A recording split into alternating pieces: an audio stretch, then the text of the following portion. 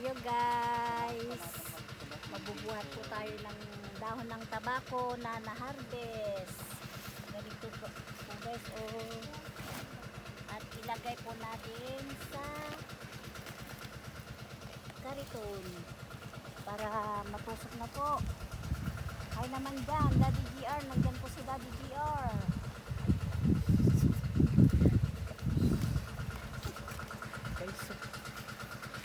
Ganito po siya, oh. Guys.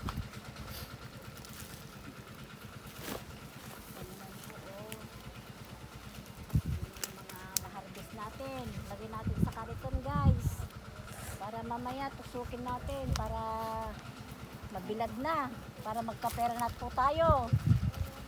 O diba ba guys, ayan, tulong-tulong sa pag-unlad ng ating buhay. Ganyan po tayo mga Pilipino.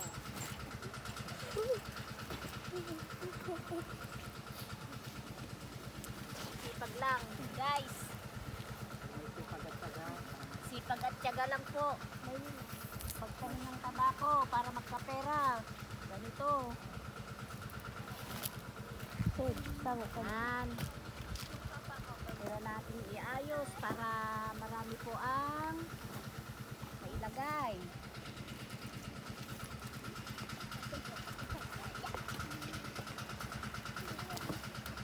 Tulungan po natin si Daddy GR para hindi mahirapan si Daddy GR. Diba Daddy GR? Oo po guys.